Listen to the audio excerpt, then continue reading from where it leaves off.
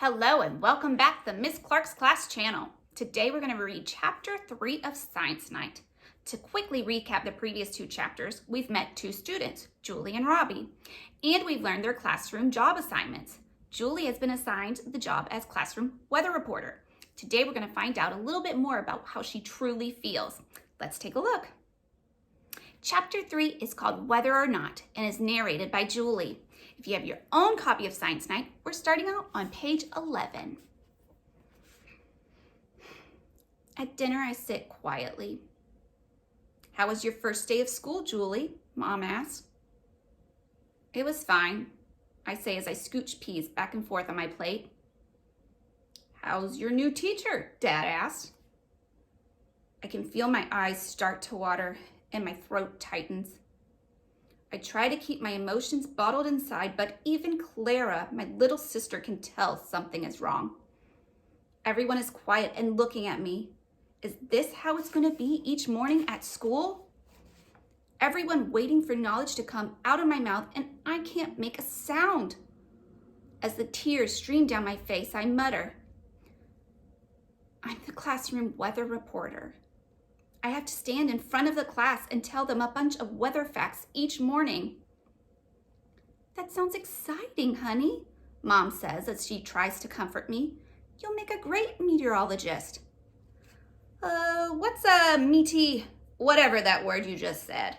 asks Clara. "Meteorologist," Mom says, while moving her mouth in all sorts of weird ways, stretching out each sound. "It's a person who studies the weather." She turns back to me and says, "You love watching the clouds and hearing thunder roar. You even start counting every time you see lightning." "It's just the 5-second rule, Mom. I just want to know how far the storm is from us," I mumble. "What's the 5-second rule?" Clara says while rubbing her head as if it hurts.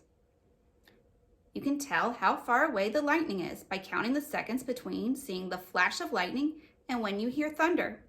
The lightning is about 1 mile away if you count 5 seconds. About 2 miles if you count 10 seconds. Get it?" I confidently say to my sister.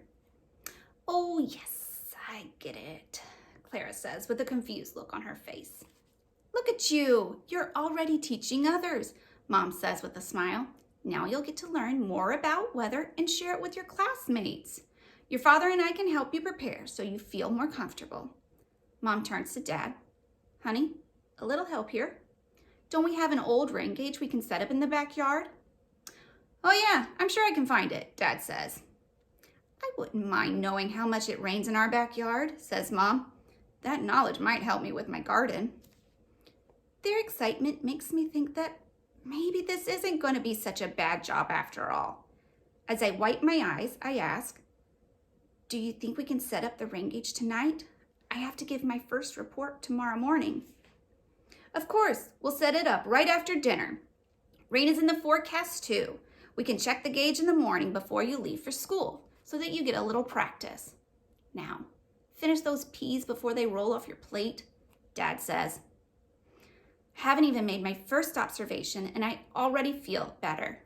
With my parents' help, I'm going to be the best weather reporter in 5B history. So that's it for Chapter 3. We got to learn a little bit more as to why Julie's feeling so uneasy, and we got to meet her family. It turns out she actually likes weather. Have you ever heard of the 5-second rule?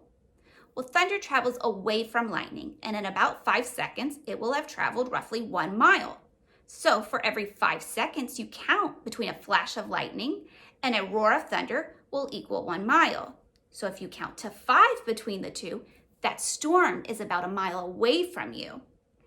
Let's give it a try. Say we just had a big flash of lightning.